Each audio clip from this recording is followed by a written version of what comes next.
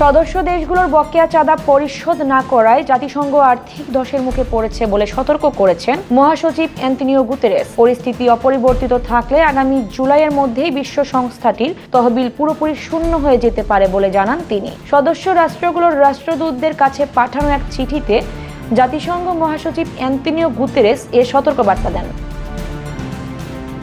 চিঠিতে তিনি বলেন, 193টি সদস্য দেশের সবাইকে বাধ্যতামূলক চাঁদা সময়মতো ও পুরো পরিমাণ পরিশোধ করতে হবে।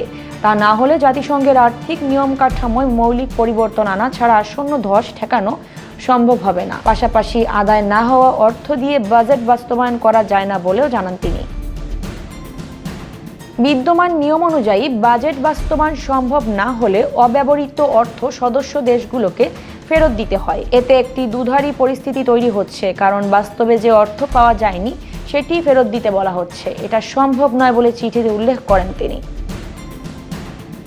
গুতেরেস আরও লিখেছেন, বর্তমান সংকট এতটাই গভীর যে তা ভাষায় বোঝানো কঠিন। অতীতেও জাতিসংঘ আর্থিক সংকটে পড়েছে, তবে এবার পরিস্থিতি সম্পূর্ণ ভিন্ন, কারণ অনুমোদিত নিয়মিত বাজেটের বড় অংশের অর্থ না দেওয়ার সিদ্ধান্ত এবার আনুষ্ঠানিকভাবে জানানো হয়েছে।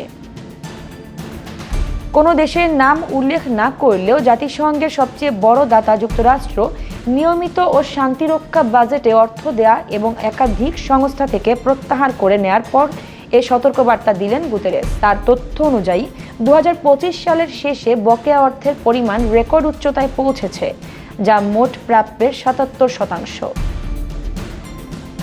যুক্তরাষ্ট্র জাতিসংঘের সবচেয়ে বড় দাতা দেশ।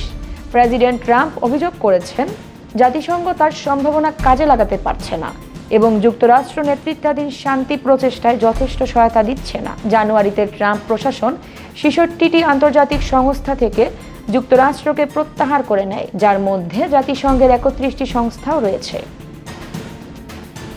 গত ডিসেম্বরের শেষ দিকে যুক্তরাষ্ট্র মানবিক কর্মসূচির জন্য $2 বিলিয়ন দেওয়ার প্রতিশ্রুতি দিলেও সতর্ক করে জানায়, সংস্থাটিকে খাপ খাওয়াতে হবে, নইলে বিলুপ্ত হতে হবে।